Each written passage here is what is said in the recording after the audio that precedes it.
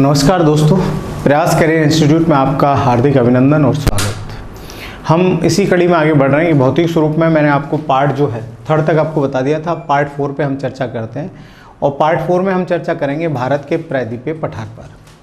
भारत के प्रायद्वीपीय पठार की हम बात करें तो प्रायद्वीपीय जो पठार है, आप जानते हैं कि भारत का प्रायद्वीपीय पठार ज्वालामुखी लावा से निर्मित है। सबसे बड़ी बात है कि भारत का प्रायद्वीपीय पठार जो है ये ज्वालामुखी लावा से निर्मित है। ज्वालामुखी लावा से निर्मित है, एक तो आपको ये ध्यान में रखना है। और ये पठार लावा निर्मित होने के कारण इस पठार पर आग्नेय चट्टान मिलती है। लावा निर्मित होने के कारण कौन सी चट्टान मिलती है? आग्नेय चट्टान मिलती है। और ये जो आग्नेय चट्टान है, इन आग्नेय चट्टानों में लौह तत्व की मात्रा अधिक मिलती है। किसकी मात्रा अधिक मिलती है? लौह तत्व की। तो देखिएगा कि भारत का जो प्रायद्वीपीय पठार है वो ज्वालामुखी लावा से निर्मित है और लावा निर्मित होने के कारण यहाँ पे कौन सी चट्टान मिलती है? आग्नेय चट्टान। और आग्नेय चट्टानों में लौह तत्व की मात्रा अधिक होती है। ये बड़ी इंपॉर्टेंट चीज़ है। बताओ किसकी मात्रा अधिक होती है? लौह तत्व की मात्रा अधिक होती है। दूसरी बात यह है कि ये जो पठार है, कौन सा? प्रायद्वीपीय पठार, इस पर आग्नेय चट्टान मिलती है। तो ये क्वेश्चन आपके रीट में आया है कि आग्नेय चट्टानों की बाह्य सतह को क्या कहते हैं? जो सतह बाहर दिखाई देती है, ठीक है, कि आग्नेय चट्टानों की बाह्य सतह को बेसाल्ट कहते हैं। क्या कहते हैं बताइएगा? बेसाल्ट कहते हैं। एक तो सबसे बड़ी बात ये निकल कर आती है कि भारत का प्रायद्वीपीय पठार ज्वालामुखी लावा से निर्मित है और लावा निर्मित होने के कारण यहाँ कौन सी चट्टान मिलती है? आग्नेय। और आग्नेय चट्टानों में क्या अधिक होता है? लौह तत्व। और लौह तत्व अधिक होने के कारण ये जो चट्टान है इनकी बाह्य सतह को बेसाल्ट कहते हैं। और जब लौह तत्व अधिक मिलता है तो ऐसे पठारी क्षेत्र में आपके काली मिट्टी मिलती है। मित्रों, कौन सी मिट्टी मिलती है? काली मिट्टी मिलती है, ठीक है। और ये जो काली मिट्टी है इसे हम रेगुर कहते हैं। रेगुर एवं चीका कहते हैं। इस काली मिट्टी को हम रेगुर एवं क्या कहते हैं? चीका कहते हैं। दूसरी बात ये है कि ये जो पठार है, इस पठार को देखो अलग अलग भागों में अलग अलग नाम से जाना जाता है। जैसे आप देख रहे हैं कि इस पठार को देखो पूर्वोत्तर भारत में इसका विस्तार मेघालय में है। और ये क्वेश्चन आता है कि पूर्वोत्तर भारत में इसका विस्तार केवल किस भारतीय राज्य में है? तो मेघालय। असम में नहीं है, नागालैंड में नहीं है, अरुणाचल, मणिपुर, मिजोरम, त्रिपुरा में नहीं है। केवल प्रायद्वीपीय पठार का विस्तार है तो मेघालय में। और मेघालय में इसे कहते हैं हम शिलांग का पठार, जैसा आप डायग्राम में देख रहे हैं। इसी पठार को झारखंड में कहते हैं छोटा नागपुर का पठार, छत्तीसगढ़ और उड़ीसा में कहते हैं दंडकारण्य का पठार। इस पठार को मध्य प्रदेश में कहते हैं बघेलखंड का पठार और उत्तर प्रदेश में कहते हैं बुंदेलखंड का पठार कहते हैं। इस पठार को कहते हैं भारत के प्रायद्वीपीय पठार को कहते हैं। इसे मध्य प्रदेश, गुजरात और राजस्थान में मालवा का पठार भी कहते हैं।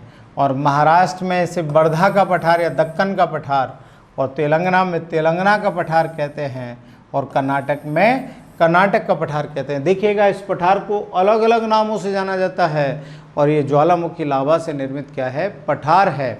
अब ये कहेंगे कि ये ज्वालामुखी लावा से निर्मित पठार है, चलो ये तो अच्छा है, लेकिन ये जो भारत का प्रायद्वीपीय पठार जिसे अलग अलग राज्यों में अलग अलग नाम से जाना जाता है, ठीक है, ये किस उद्भेदन वाले ज्वालामुखी से है?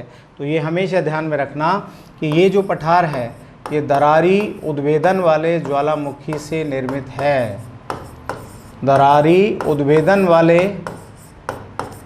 ज्वालामुखी से निर्मित है। पूछा जाए कि भारत का प्रायद्वीपीय पठार किससे निर्मित है? तो भारत का प्रायद्वीपीय पठार दरारी उद्भेदन वाले ज्वालामुखी से निर्मित है। और इस पठार को अलग अलग राज्यों में अलग अलग नाम से जाना जाता है। जैसे इस पठार को मेघालय में कहते हैं शिलांग का पठार। मेघालय में क्या कहते हैं? शिलांग का पठार कहते हैं। और इस पठार पर गारो, खासी और जैंतिया पहाड़ियाँ स्थित हैं। सबसे इम्पोर्टेंट बात कि शिलांग के पठार पर 3 पहाड़ियाँ स्थित हैं जिनके नाम क्या हैं? गारो, खासी और जैंतिया है मित्रों। एक गारो है, दूसरी खासी है और तीसरी कौन सी है? जैंतिया। इन तीनों पहाड़ियों का आकार घोड़े की नाल के समान है। घोड़े की किसके समान है? नाल के समान है। पूछा जाए कि आपके शिलांग के पठार पर स्थित गारो, खासी और जैंतिया पहाड़ियों का आकार किसके समान है? तो घोड़े की नाल के समान है। इसी पठार पर आपके 2 बड़े वर्षा वाले स्थान स्थित हैं। एक का नाम है मासिनराम और दूसरे का नाम है चेरापूंजी। मासिनराम और दूसरे का नाम क्या है? देखिएगा, चेरापूंजी। पूछा जाए कि भारत के 2 बड़े वर्षा वाले स्थान आपके किस पठार पर स्थित हैं? शिलांग के पठार पर मासिनराम और चेरापूंजी। और किन पहाड़ियों के मध्य में हैं? गारो, खासी और जैंतिया। देखो कितनी इंपॉर्टेंट बात निकल कर आई है। अब इसी पठार का एक अंश है जो झारखंड में स्थित है, उसे कहते हैं छोटा नागपुर का पठार। कौन सा पठार कहते हैं? छोटा नागपुर का पठार कहते हैं। मित्रों, ये पठार खनिजों की दृष्टि से संपन्न है। खनिजों की दृष्टि से संपन्न है। दृष्टि से बताओ कैसा है? संपन्न। इसलिए छोटे नागपुर के पठार को भारत के खनिजों का अजायब घर कहते हैं। भारत के खनिजों का अजायब घर कहते हैं। अजायब घर कहते हैं। पूछा जाए कि आपके किस पठार को भारत के खनिजों का अजायब घर कहते हैं? तो छोटे नागपुर के पठार को कहते हैं। ये बड़ी इम्पोर्टेंट बात है। दूसरी बात यह है कि छोटे नागपुर के पठार पर आपके एक नदी बहती है, दामोदर। कौन सी नदी बहती है? दामोदर नदी। और ये जो नदी है इस पठार को 2 भागों में बांटती है। कितने भागों में बांटती है? 2 भागों में। एक भाग को कहते हैं हजारीबाग का पठार। जो इसका उत्तरी भाग है वो क्या कहलाता है? हजारीबाग। और जो दक्षिणी भाग है वह क्या कहलाता है? रांची का पठार कहलाता है। मित्रों, क्या कहलाता है? रांची का पठार कहलाता है। बड़ी देखो कितनी अच्छी बात आई है कि छोटे नागपुर के पठार को कौन सी नदी 2 भागों में बांटती है? तो दामोदर नदी बांटती है। और एक को हजारीबाग का पठार और दूसरे को रांची का पठार। और छोटे नागपुर के पठार को भारत के खनिजों का क्या कहते हैं? अजायब घर कहते हैं, क्योंकि ये खनिजों की दृष्टि से क्या है? संपन्न है। दूसरी बात ये है कि मैंने आपको बताया कि उत्तर प्रदेश में बुंदेलखंड का पठार कहते हैं। उत्तर प्रदेश में क्या कहते हैं? बुंदेलखंड का पठार। खंड का पठार। ये बड़ा इम्पोर्टेंट है कि बुंदेलखंड का पठार यदि पूछ लिया जाए कि किसे कहते हैं, तो उत्तर प्रदेश के पठारी भाग को हम बुंदेलखंड का पठार कहते हैं। मित्रों, ये जो पठार है इस पठार पर आपके बेतवा और केन नदी बहती है। बेतवा और कौन सी नदी बहती है? केन नदी बहती है। और दोनों यमुना की सहायक हैं। दोनों किसकी सहायक हैं? यमुना की सहायक हैं। अब बुंदेलखंड का जो पठार है इस पर उत्तर प्रदेश का एक झांसी शहर स्थित है। बताओ मित्रों, कौन सा शहर स्थित है? झांसी। ये जो शहर है बड़ा इम्पोर्टेंट शहर है। कहते हैं कि बुंदेले हर बोलों के मुंह हमने सुनी कहानी थी और खूब लड़ी मर्दानी, वो तो झांसी वाली रानी थी। वही झांसी वाली रानी है। 1857 की क्रांति से आप इसे याद कर सकते हैं। और यहाँ बुंदेल वंशीय शासकों का क्या था? राज्य था। इसलिए इस पठार का नाम क्या है मित्रों? बुंदेलखंड का पठार है। और ये कहाँ पर है? उत्तर प्रदेश में है। देखिएगा कितनी इंपॉर्टेंट चीज़ निकली है कि झांसी किस राज्य में है? उत्तर प्रदेश में है। किस पठार पर है? बुंदेलखंड के पठार पर है। और इसी पठार पर आपके मित्रों कौन सी नदी बहती है? बेतवा और केन बहती है। तो बताइएगा इंपॉर्टेंट है या नहीं है? ठीक है। इसके बाद हम बात करें तो आपके नेक्स्ट पठारों की हम चर्चा करते हैं। तो देखिएगा आपको डायग्राम ये दिखाई दे रहा है। मैंने आपको छोटा नागपुर का पठार बता दिया, मैंने शिलांग का पठार बता दिया, मैंने बुंदेलखंड का पठार भी आपको उत्तर प्रदेश में बता दिया है। अब प्रश्न आपके बनता है दंडकारण्य के पठार से। जैसा आप देख रहे हैं ये जो पठार है ये दंडकारण्य का पठार है मित्रों। बताइएगा कौन सा पठार है? दंडकारण्य का पठार है, बड़ा इम्पोर्टेंट है। इसका विस्तार छत्तीसगढ़ राज्य में है और छत्तीसगढ़ के अलावा इसका कुछ हिस्सा ओडिशा राज्य में है। किस राज्य में बताइएगा? ओडिशा। तो दंडकारण्य का जो पठार है, इस पठार पर ओडिशा में आपके एक स्थान स्थित है जिसका नाम है दामन जोड़ी। कौन सी जोड़ी है बताइएगा? दामन जोड़ी। जानते हो ना आप जोड़ी? हाँ, ये वो दामन जोड़ी है और ये भारत की सबसे बड़ी एल्युमिनियम की खान है। यहाँ पर भारत की सबसे बड़ी एल्युमिनियम की खान है और यहाँ पर एल्युमिनियम का एक बड़ा कारखाना भी स्थित है। कहाँ पर? दामन जोड़ी में। तो ये एल्युमिनियम के लिए प्रसिद्ध है और ये दंडकारण्य के किस पर है? पठार पर स्थित है। इसके बाद आपके है बघेलखंड का पठार, ये मध्य प्रदेश में है। बस इतना सा आपसे पूछेगा बघेलखंड का पठार कहाँ है, तो आंख बंद करके कर दीजिएगा मध्य प्रदेश, ये आपको पूछता है। इसके बाद है मालवा का पठार और मालवा का जो पठार है इसका विस्तार आपके 3 भारतीय राज्यों में है। एक तो है गुजरात मित्रों, कौन सा है? गुजरात है। दूसरा कौन सा है? राजस्थान है और तीसरा कौन सा है? एमपी है। अब क्वेश्चन सीधा सा आता है कि प्रायद्वीप पठार का सबसे प्राचीन भाग, आप जितने भी पठार पढ़ोगे उन सब में सबसे प्राचीन भाग कौन सा है? मालवा का पठार है। पूछा जाए कि प्रायद्वीप पठार का सबसे प्राचीन भाग कौन सा है, तो मालवा के पठार का सबसे प्राचीन भाग जो है वो मालवा का पठार है। प्रायद्वीप पठार का सबसे प्राचीन भाग।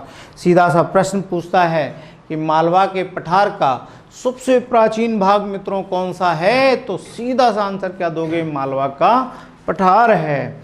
इसके बाद आपके देखिएगा दक्कन का पठार, ये महाराष्ट्र में है। कहाँ है? महाराष्ट्र में है। इसे हम बर्धा का पठार भी कह देते हैं। कौन सा पठार कह देते हैं? बर्धा का पठार भी कह देते हैं। किस पठार को कहा मित्रों? दक्कन के पठार को कहा है हमने। कौन सा पठार कहा बताइएगा? आपके बर्धा का पठार कहा है। इसी पठार पर आपके चंद्रपुर और भंडारा नामक स्थान स्थित हैं। एक का नाम है चंद्रपुर और दूसरे स्थान का नाम क्या है? भंडारा। और यहाँ लोहा और मैग्नीज का उत्पादन किया जाता है। लोहा और किसका उत्पादन किया जाता है? मैग्नीज का उत्पादन किया जाता है। बताइएगा किस पठार पर करते हैं? दक्कन के पठार पर मित्रों। बताइएगा कौन सा पठार है? दक्कन का पठार है। कितनी इम्पोर्टेंट बात यहाँ हमने आपको बताई है। तो देखो, मैंने शिलांग का पठार बताया, छोटा नागपुर का पठार बताया, दंडकारण्य का पठार आपको बता दिया है, बुंदेलखंड का पठार जो आज़ादी के समय से प्रसिद्ध है वो आपको बता दिया, बघेलखंड का पठार बता दिया, दक्कन का पठार बता दिया जिसे बर्धा का पठार कहते हैं, और मालवा का पठार भी आपको बता दिया गया है। अब देखो नेक्स्ट की हम बात करें तो आपके यहीं पर आपके 2 प्रमुख जो पठार हैं उनमें एक तो है तेलंगाना का पठार स्थित है। ये तेलंगाना का जो पठार है ये तेलंगाना में है। तेलंगाना का पठार कहाँ पर है बताइएगा? तेलंगाना में है। और इस पठार पर आपके 2 प्रमुख स्थान हैं, एक तो है वारंगल और दूसरा है करीमनगर। ये दोनों तेलंगाना के पठार पर तेलंगाना में हैं। एक तो वारंगल है और दूसरा मित्रों कौन सा है बताइएगा? करीमनगर। फिर कहोगे सर आपने ये बताया नहीं। एक तो वारंगल है और दूसरा करीमनगर है और ये दोनों स्थान है, यहाँ पर मैग्नीज का उत्पादन किया जाता है मित्रों। बताइएगा किसका उत्पादन करते हैं? मैग्नीज का उत्पादन करते हैं। किस पठार पर करते हैं? तेलंगाना के पठार पर करते हैं। इसके बाद आपके एक और पठार है कर्नाटक का पठार। कौन सा पठार हुआ बताइएगा? कर्नाटक का पठार हुआ। अब ये जो कर्नाटक का पठार है इससे भी महत्वपूर्ण प्रश्न आता है। और प्रश्न क्या आता है कि कर्नाटक का जो पठार है इसे हम धारवाड़ का पठार भी कहते हैं। कौन सा पठार कहते हैं? धारवाड़ का पठार कहते हैं। इस पर आपके 2 प्रमुख नदी बहती हैं। कितनी नदी बहती हैं? कि 2 प्रमुख नदी बहती हैं। एक नदी है जिसका नाम है कृष्णा। कौन सी नदी बहती है बताइएगा? कृष्णा नदी बहती है। कृष्णा नदी बहती है और दूसरी नदी बहती है कावेरी। मित्रों कौन सी नदी बहती है? कावेरी नदी बहती है। तो देखिएगा आपके धारवाड़ के पठार पर आपके कृष्णा और कावेरी नदी बहती है। कावेरी जो नदी है ये आपके एक द्वीप बनाती है और उस द्वीप का नाम है श्रीरंगपट्टनम द्वीप। बताइएगा कौन सा द्वीप बनाती है? श्रीरंगपट्टनम द्वीप बनाती है। ओके, कर्नाटक में बनाती है और इसी पर मैसूर का किला स्थित है। कौन सा किला स्थित है? मैसूर का किला स्थित है, आपने सुना होगा।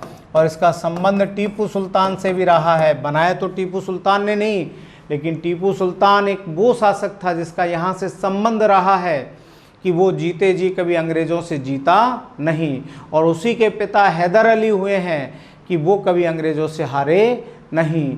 तो बाप कभी हारा नहीं और बेटा कभी जीता नहीं। वही मैसूर का किला है जो आपके कहाँ पर स्थित है? श्रीरंगपट्टनम द्वीप पर है। और मित्रों किस नदी पर है? देखिएगा आपके नदी कौन सी है? कावेरी नदी। इसे दक्षिण की गंगा, दक्षिण भारत की गंगा कहते हैं। ये वो नदी है जो आपके किस पठार पर बहती है? धारवाड़ के पठार पर या तेलंगाना के पठार पर बहती है। दूसरी बात ये है कि आपके ये जो पठार है जो आपके धारवाड़ का पठार है, इस पठार पर आपके भारत की एक बड़ी सोने की खान स्थित है। मित्रों क्या स्थित है? खान स्थित है। और पूछा जाए कि भारत की बड़ा सोना उत्पादन करने वाला स्थान कौन सा है? कोलार है। और यहाँ बड़ी सोने की खान कौन सी स्थित है? चैंपियन रीफ स्थित है। क्या स्थित है बताइएगा? चैंपियन रीफ स्थित है। तो इतनी सारी बातें बताई हैं और शानदार प्रश्न इससे बनते हैं, वो मैंने सारे आपको बता दिए। अब मैं इसको रिकैप करा देता हूँ, कहाँ से अपन ने चर्चा चालू की, क्या इससे प्रश्न बनते हैं, उन पर हम वापस लौट कर आते हैं। देखिएगा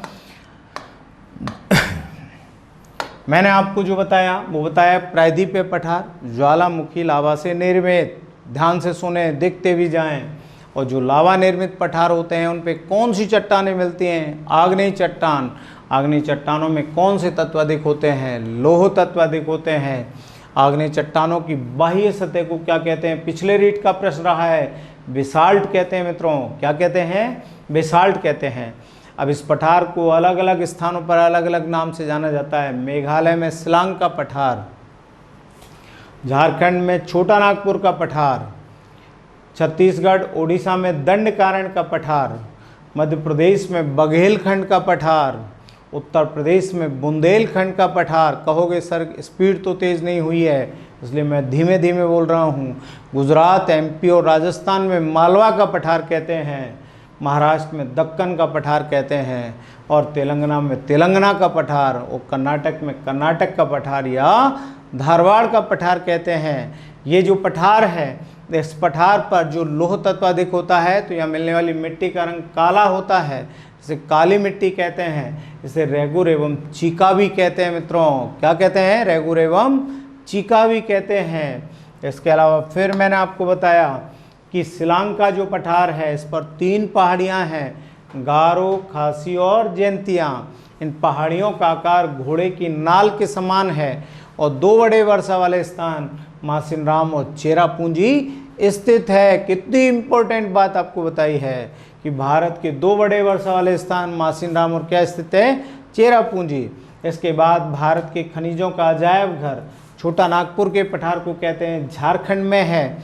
और आप जानते हैं दामोदर नदी कितने भागों में बांटती है? 2 भागों में, एक को हजारीबाग का पठार और दूसरे को रांची का पठार कहते हैं। मित्रों तीसरा मैंने बुंदेलखंड का पठार बताया, 1857 की क्रांति से संबंध बताया। झांसी शहर स्थित है, ये वही झांसी है जिसके लिए कहा गया, बुंदेले हर बोलों के मुंह हमने सुनी कहानी थी और खूब लड़ी मर्दानी। मित्रों झांसी वाली रानी थी, वो यहीं से हुई हैं और इसी पर बेतवा और केन नदी बहती हैं। इसके बाद फिर मैंने आपको बताया कि दंडकारण्य के पठार पर भारत एक दामन जोड़ी स्थान ओडिशा में स्थित है, क्योंकि छत्तीसगढ़ ओडिशा में है, जहाँ पर आपके एल्युमिनियम का एक बड़ा कारखाना, बड़ा उत्पादन क्षेत्र है एल्युमिनियम का ये।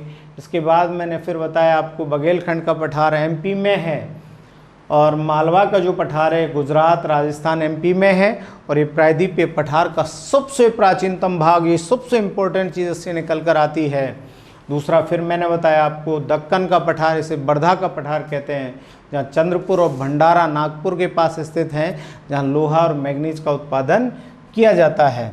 इसके बाद फिर मैंने आपको बताया तेलंगाना के पठार, यहाँ वारंगल और करीमनगर स्थित है, जहाँ मैग्नीज का उत्पादन किया जाता है। इसके बाद मैंने आपको कर्नाटक या धारवाड़ का पठार बताया, इस पर कृष्णा और कावेरी नदी बहती है, और इसी पर कोलार स्थान स्थित है, जहां भारत की सबसे बड़ी सोने की खान चैंपियन रीफ स्थित है। इस पठार पर कावेरी नदी बहती है, जिस पर श्रीरंगपट्टनम द्वीप स्थित है, और इसी द्वीप पर मैसूर का किला स्थित है, जिसका संबंध मैंने टीपू सुल्तान से भी बताया है। उनके पिता का नाम हैदर अली, एक ऐसा बाप जो कभी अंग्रेज़ों से हारा नहीं, और एक ऐसा बेटा जो कभी अंग्रेज़ों से जीता नहीं। तो ये सारी चीज़ें मैंने आपको पठारों में बताई हैं। प्रायद्वीपीय पठार पर ये कितनी महत्वपूर्ण बातें बताई हैं। दूसरी बात ये है कि प्रायद्वीपीय पठार से और भी आपके क्या बनते हैं, प्रश्न बनते हैं। आप जानते हैं कि भारत के प्रायद्वीपीय पठार का आकार त्रिभुज के समान है। मित्रों, किसके समान है? त्रिभुज के समान है। पूछा जाए कि भारत के प्रायद्वीपीय पठार का आकार किसके समान है, बताइएगा, त्रिभुज के समान है। दूसरी बात यह है कि प्रायद्वीपीय पठार का जो पश्चिमी भाग है, इसे हम पश्चिमी घाट कहते हैं। क्या कहते हैं? पश्चिमी घाट कहते हैं। पूछा जाए कि प्रायद्वीपीय पठार के पश्चिमी भाग को क्या कहा जाता है, ये भी एक महत्वपूर्ण बात है, तो उसे पश्चिमी घाट कहा जाता है।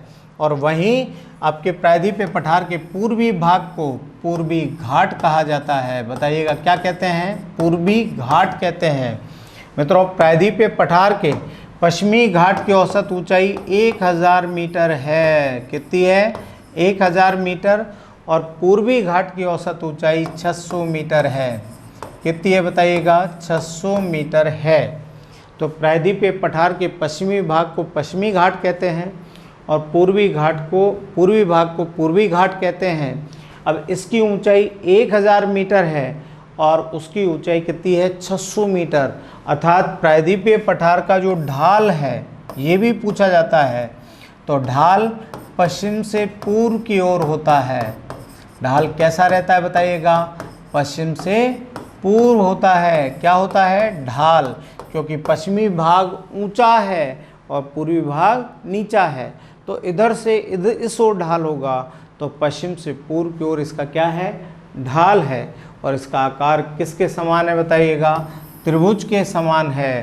पूर्वी घाट की औसत ऊंचाई 600 मीटर और पश्चिमी घाट की औसत ऊंचाई 1000 मीटर है। कितनी महत्वपूर्ण बातें हैं, ठीक है। और आकार किसके समान है बताइएगा? त्रिभुज के समान है। दूसरी बात ये है कि प्रायद्वीपीय जो पठार है, इस पर बहने वाली जो नदियां हैं, ये वर्षवाहिनी नहीं होती हैं। ये पूछा जाए कि प्रायद्वीपीय पठार पर बहने वाली क्या वर्षवाहिनी नदी होती हैं, तो वर्षवाहिनी नदी नहीं होती हैं। ये केवल वर्षाकालीन समय में बहती हैं। कब बहती है? वर्षाकालीन समय में। अब प्रायद्वीपीय पठार पर बहने वाली सबसे लंबी नदी पूछ लिया जाए, तो प्रायद्वीपीय पठार पर लंबाई के आधार पर बहने वाली सबसे लंबी नदी कौन सी है? गोदावरी है। और दूसरी जो बड़ी नदी है वह आपके कौन सी नदी है? कृष्णा नदी है। तो प्रायद्वीपीय पठार पर बहने वाली सबसे लंबी नदी कौन सी है बताइएगा? गोदावरी। और दूसरी बड़ी नदी कौन सी है? कृष्णा है, ठीक है।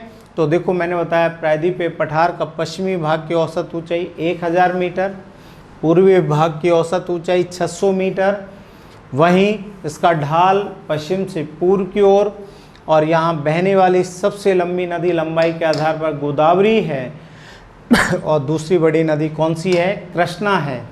इसी प्रायद्वीपीय पठार के पश्चिमी घाट की पहाड़ियों को लेकर भी प्रश्न आता है कि पश्चिमी घाट की जो पहाड़ियाँ, उनको महाराष्ट्र में सह्याद्री कहते हैं। पूछ लिया जाता है कि प्रायद्वीपीय पठार पर पश्चिमी घाट की पहाड़ियों को महाराष्ट्र में क्या कहते हैं? सह्याद्री कहते हैं। कितनी इंपॉर्टेंट बात पूछी जाती है।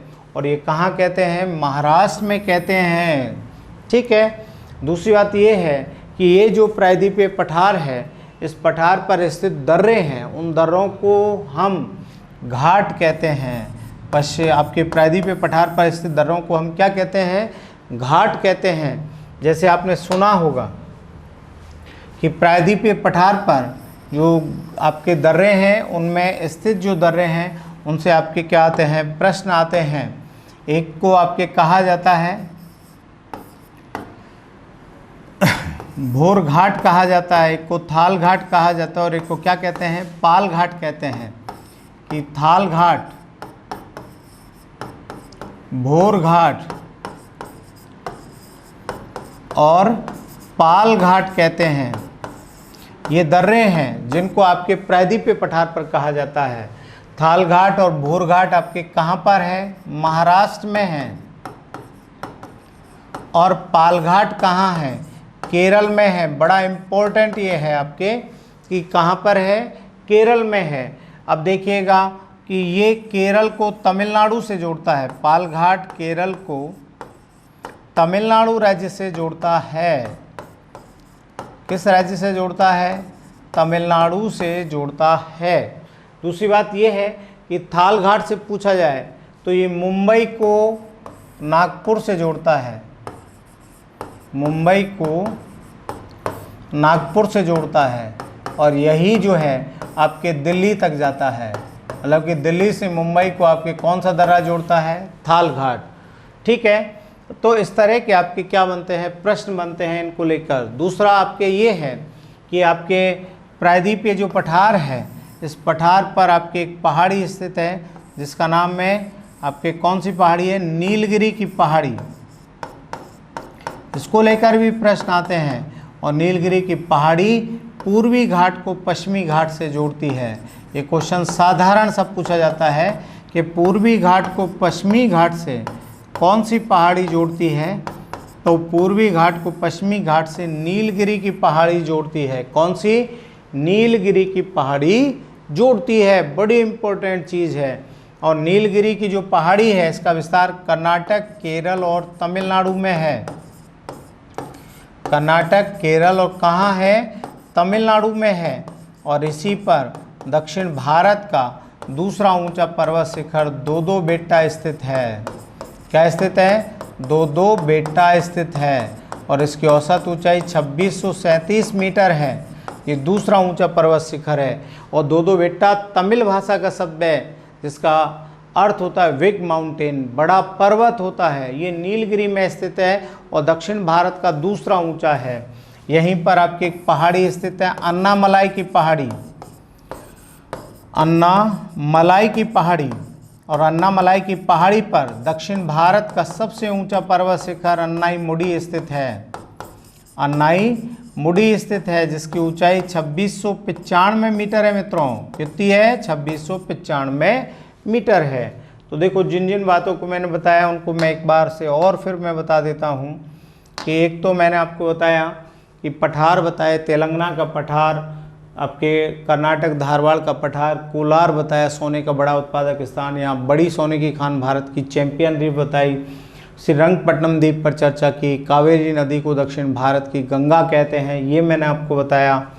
ठीक है, दक्षिण की गंगा भी कहते हैं। फिर मैंने बताया कि प्रायद्वीपीय पठार का एक भाग है पूर्वी घाट और दूसरा पश्चिमी घाट। पश्चिमी घाट की औसत ऊंचाई 1000 मीटर है, पूर्वी घाट की औसत ऊंचाई 600 मीटर है। इसका ढाल आपके पश्चिम से पूर्व की ओर है, त्रिभुज के समान इसका आकार है। और यहाँ पर बहने वाली नदी वर्षवाहिनी नदी नहीं होती हैं। लंबाई के आधार पर बड़ी नदी गोदावरी है, इसके बाद कृष्णा है।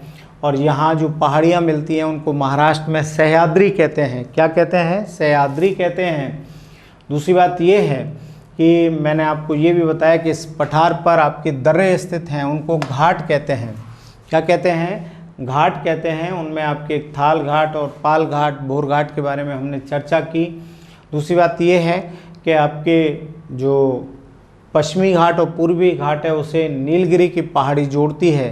क्योंकि कर्नाटक, केरल और तमिलनाडु में है। इसी पर दक्षिण भारत का दूसरा सर्वोच्च पर्वत शिखर दोदोबेट्टा स्थित है, जिसकी औसत ऊंचाई 2637 मीटर स्थित है। वहीं आपके अन्नामलाई की पहाड़ी स्थित है, जो केरल और तमिलनाडु की सीमा बनाती है। इस पर दक्षिण भारत का सबसे ऊंचा पर्वत शिखर अन्नाईमुडी स्थित है। क्या स्थित है? अन्नाईमुडी स्थित है, जिसकी औसत ऊंचाई 2695 मीटर है। कितनी औसत ऊंचाई है? 2695 मीटर है। तो इतनी सारी बातें मैंने आपको बताई हैं, और देखिएगा कितनी इंपॉर्टेंट चीज़ें हैं जो कि एग्ज़ाम में पूछी जाती हैं, इनसे शानदार प्रश्न बनते हैं। और इतनी सारी बातें जो बताई हैं वो आपके करियर में, शिक्षा के जगत में आपके लिए बहुत फ़ायदेमंद होंगी। और इसी के साथ बहुत बहुत धन्यवाद। प्रयास करियर इंस्टीट्यूट की ओर से फिर आपका हार्दिक अभिनंदन, स्वागत, धन्यवाद।